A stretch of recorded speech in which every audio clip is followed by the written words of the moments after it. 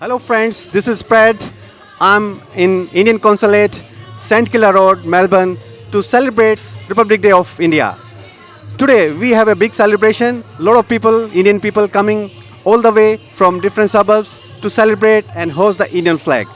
We'll be talking to the people and knowing their views, how do they feel about it, how they can contribute in India, Indian society and GDP.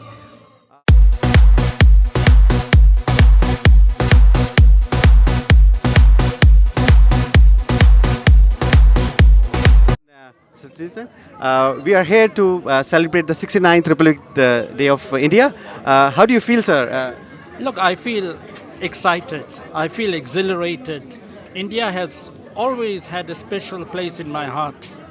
And I'm ex South African, now settled in Australia. We love Indian music, we love Bollywood movies, and I'm basically Indian. That's nice. You talk about Bollywood movie. So, which is the latest movie did you see? I haven't seen a movie in ages, but Aja Nachle, I really love Madhuri Dixit. So, one of my favorites, yeah. And Kuch Kuch Hota Hai. Okay. Can't forget that. Okay. So we have a lot of big fan of Madhuri and maybe like Shah Rukh Khan. Yes. Yeah. So how do you feel, sir? You indicated you are from South Africa, and South Africa has a bit of history about Indian independence. Yes. We have Mahatma Gandhi, who was here. So do you feel like you are a very important part of South Africa, India, and now back in Australia, who's also doing good? So. Where do you rate India nowadays, like it's in terms of development, in terms of its social uplift? Do you feel that India is catching up with the rest of the world? Oh, certainly. Look, India is a superpower today. There's no doubt about it. It has the third greatest army in the world. And look at in terms of Vikas, we are very proud of Mr. Narendra Modi as the present Prime Minister of India. He's done an excellent job in Gujarat and is repeating that in terms of the whole of India. And we are very proud of Mr. Narendra Modi's achievements. And I think India has made itself into the world stage, undoubtedly. It's one of the great powers in Asia, only second to China. And I think it's going to only increase.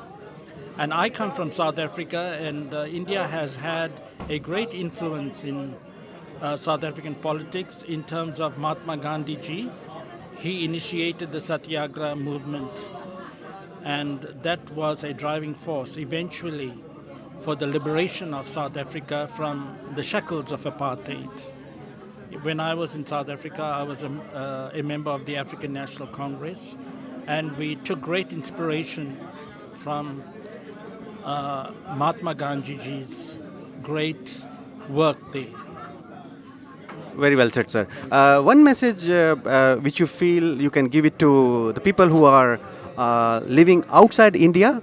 There are a lot of NRIs who is living in outside India, and they are doing quite well. How can they contribute into the Indian GDP or uplift of Indian social scenario? Like in India, we still hear news about woman child and social uplift. So how do we contribute, like by investing some money there, or by touring there, or by helping some NGOs there? What's your thought about it? I think in terms of the Indian diaspora is over 30 million people settled in various parts of the world. And some of them originated from the villages of India. So it is very, very important for these individuals to contribute back to the village developments. I've been to my village in Bihar, not far away from Gaya, and we have made important contributions both in money and kind to the people of that village. And I think in a similar fashion, look, we have medical specialists in the world settled from India around the world, and I think they can contribute. It is very, very important to be able to contribute back to your mother country.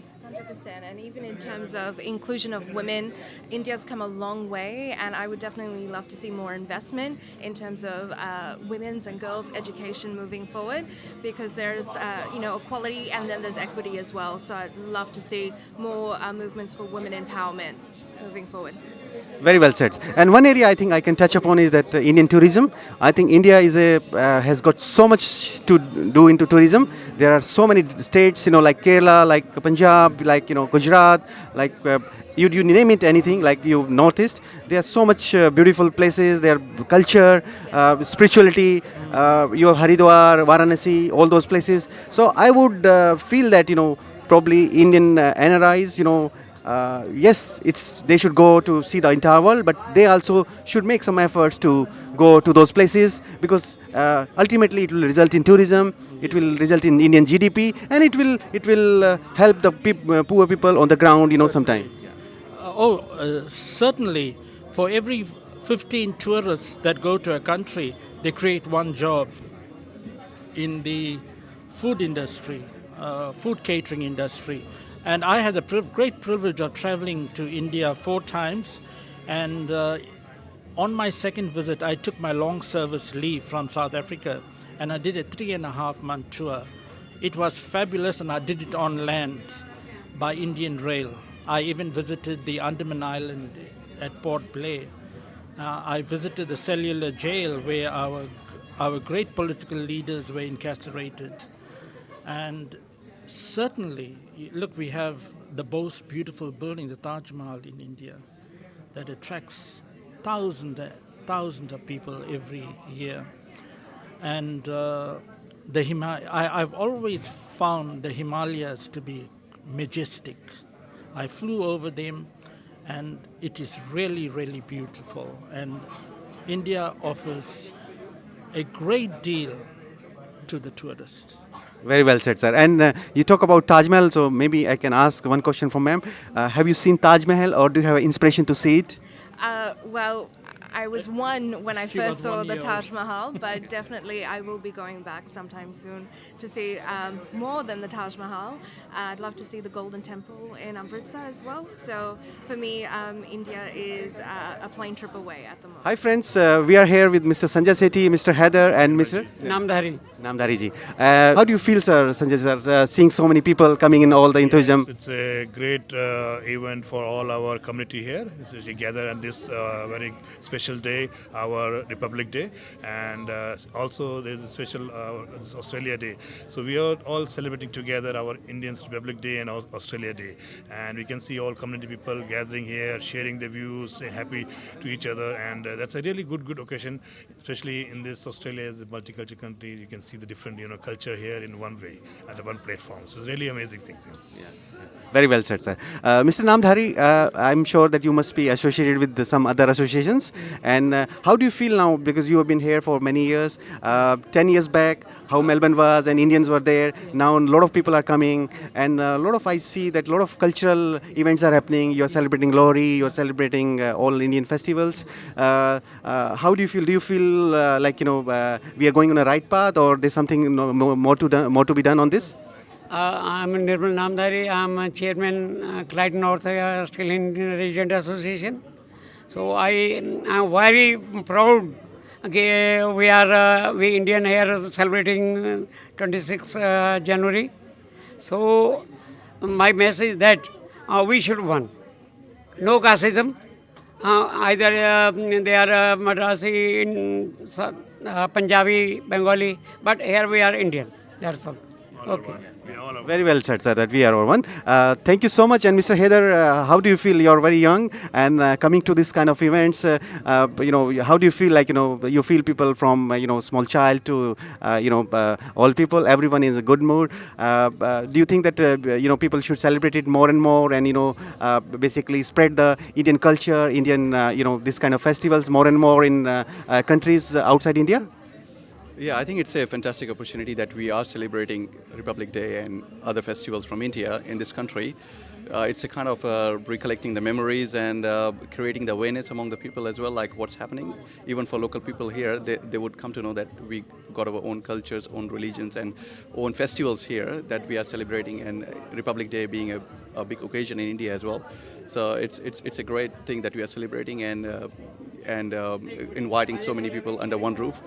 And yeah, so I mean, it's a good opportunity for everyone as well to enjoy and to know more about the country.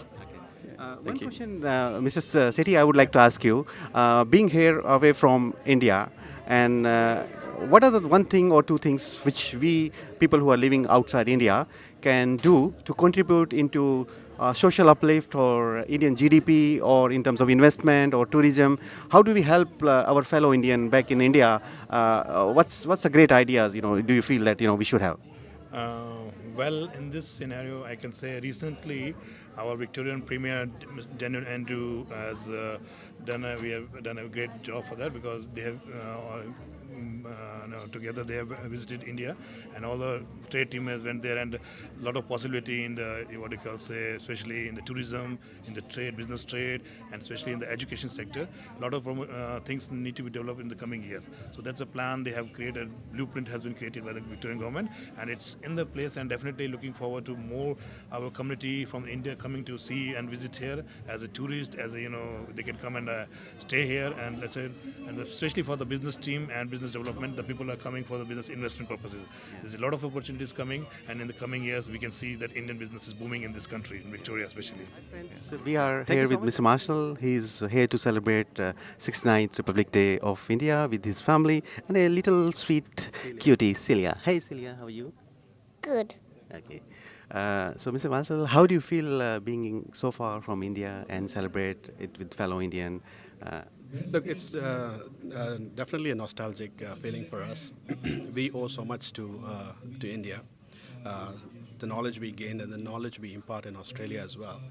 And I thought we should actually acknowledge, and we are here in observance of the Republic Day of India. Yeah, that's why we are here. And my wife and myself, my family, we feel very strongly about it. Yes. You've been here for quite a year. Do you feel like, now India is changing, a lot of IT growth is happening, and you always, listen something happening, big manufacturing is happening. Do you feel that in future there might be a reverse migration, people will tend to go from all these developed countries back to India and do good some for motherland? It is happening as we speak. I would say it's already happened. It's in due course. I'm a businessman myself. I have been doing a bit of manufacturing in Australia, but we are also planning to. I am personally planning to set up something in India to manufacture goods in India. When I look at the engineering sector, I work in electrical engineering sector. We have lots of very talented engineers within Australia from India. You take IT, electrical engineering, CNC, lathes. So we see all different people with so much of skills. Sometimes we feel the skills are being underutilized, and you have to use your skills where it's actually it benefits you, and you know what you want to do. So definitely, yes, you will see a lot of migration back, or at least, if not migration, but keeping both parties. So this is all from Indian Consulate, St. Kilda Road, Melbourne. We have spoken to so many people. Everyone feels so happy about the celebration. We'll talk more about it in future, and we'll be attending a lot of functions. Tune into PRAD VT TV channel.